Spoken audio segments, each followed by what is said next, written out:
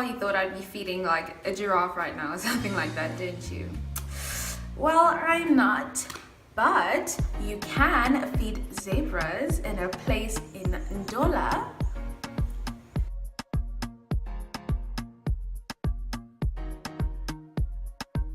It's gonna tell you where you can go, what you can do, and just like a few little not so important tips at the end, so please stay tuned for that. And yeah, I hope you enjoy this. Alright, first I'm just gonna share some fun facts about Zambia and its national parks and animals and those things, just in case you don't know them. I don't know them either, so I'm pretty sure you won't know them either. So it turns out there are 20 major national parks in Zambia, and 30% of Zambia's land is actually reserved for wildlife.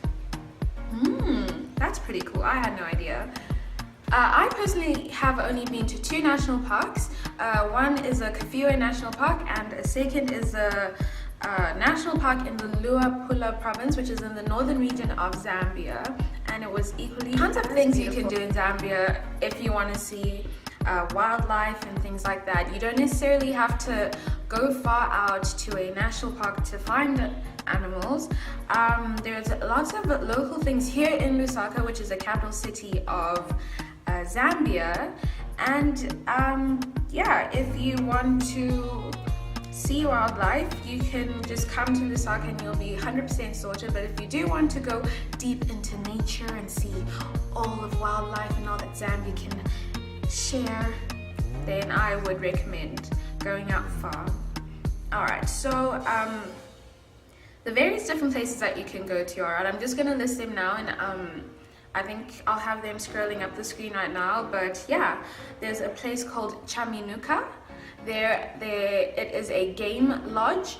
You can actually walk with leopards, like hold them on a leash and walk with them. That's pretty insane. I don't actually think I'll be able to do that, but I will be doing a video on Chaminuka very soon, so stay tuned for that. And yeah, maybe I might walk with leopards and hope that I do not die, because I am so scared, not actually because I've been eaten or anything.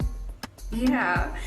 Alright, so you can go to Chaminuka. If you're into reptiles, we have a reptile farm here in Lusaka called Kalimba Farm, and there they've got reptiles. It's pretty self-explanatory. It's pretty amazing to see though.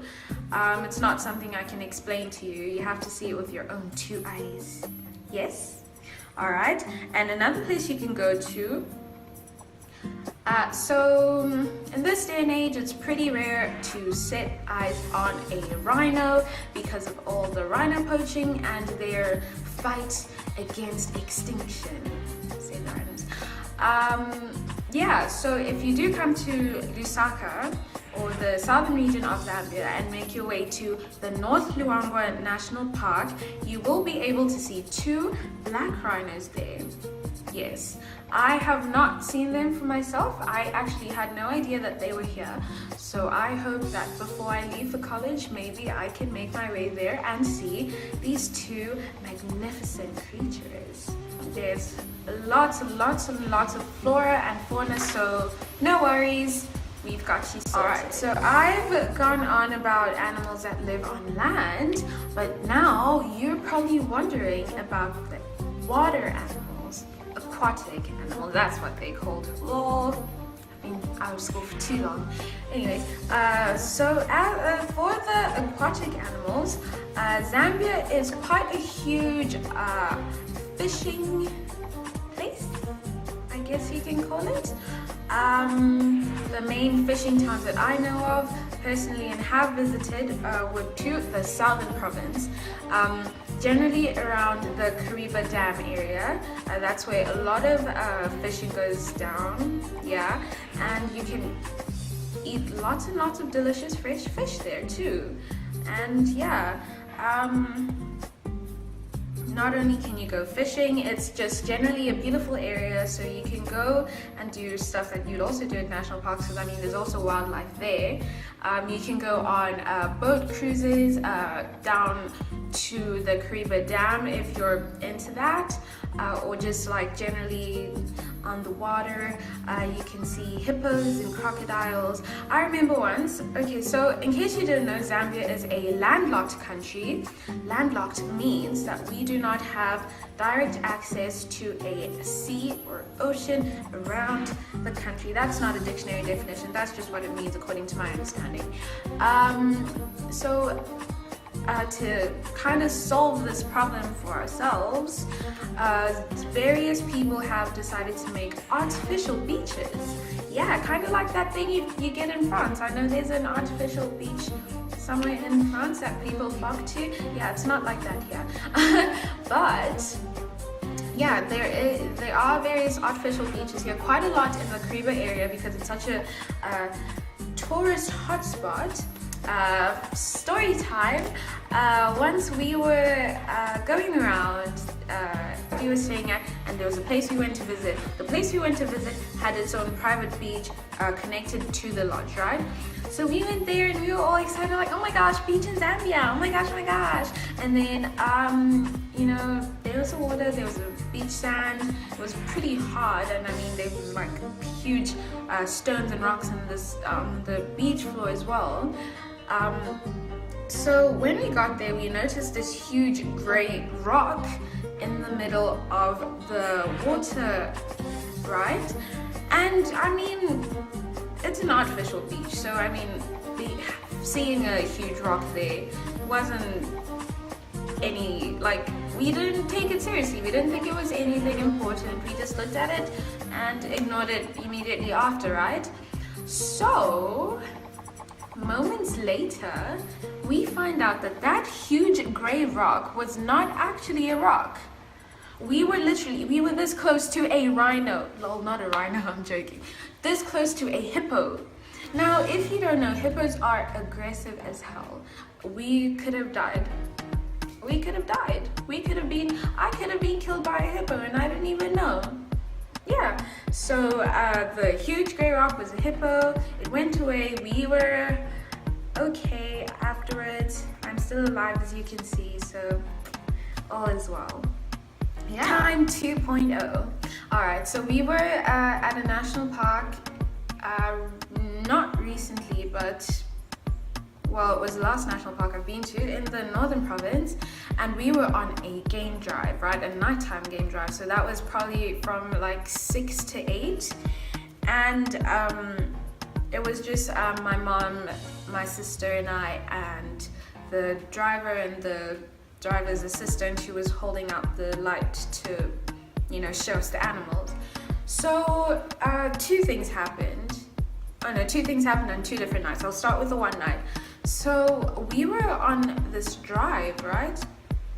And we saw a huge elephant. And if you don't know about elephants have great memory. They can remember something for up to 40 years, if I'm not mistaken. And also, you shouldn't aggravate an elephant because, I mean, they're huge and they can charge and they can kill you. Yes. So we are just, you know, being quiet and being one with the earth, one with the environment, and this huge elephant starts walking right towards us. Like, this is our car and this is the elephant and it's walking towards us, and we're like, okay, cool. And we're told, you know, like, stay still, don't make rash decisions, and put your hands out of the car. Don't do anything that will frighten the elephant and make it charge. Just, yeah. So this elephant starts walking towards us, and the car stops because we don't know if this elephant intends on continuing or is going to divert somehow, but it keeps on moving and it keeps on coming towards us. And let's just say we had to reverse about 70 meters to try and get away from this elephant, and it would not leave us alone. Like, its eyes were dead set on us. And then finally we got to like a roads diversion thing. It was like a V-cut thing, which is not the most secure getaway, but I mean, we we took it anyways. So the driver takes the following route, and on our way that way, you could see the elephant through the trees. It's not like it was a big gap between each road.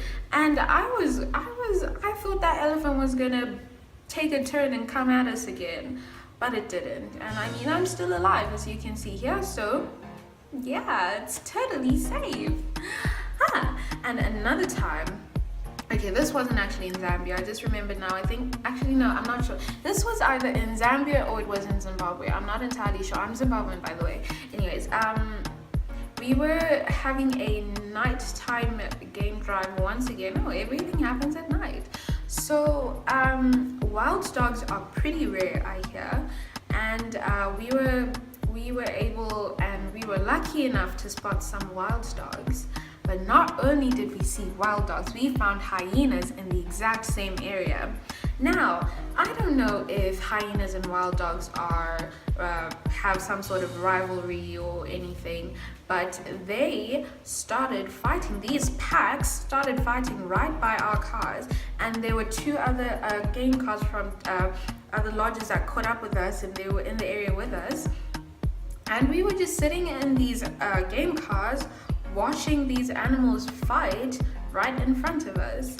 Now, that was pretty scary because, I mean, obviously they're not going to fight quietly, but yeah, pretty interesting and rare experience. And yeah, I'm pretty sure not lots of people can say they've witnessed something like that. When you plan your day's activities, make sure you have lengthy intervals, not like 2-hour long intervals, but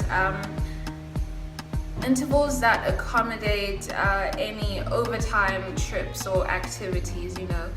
Like, let's say you also find some hyenas fighting with some wild dogs, you know, and end up going overtime because, you know, you couldn't just leave because that something like that was so interesting. You don't want to get back and find out that you've missed your appointment for whatever activity you had next. So planning time well is very important. If you do have any questions, drop them down below in the comment section and I will do my best to answer them.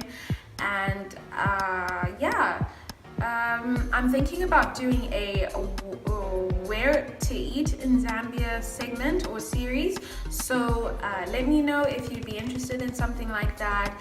And yeah, so stay tuned and subscribe to my channel, and don't forget to like this video and comment as well. And yeah, I'll see you next time.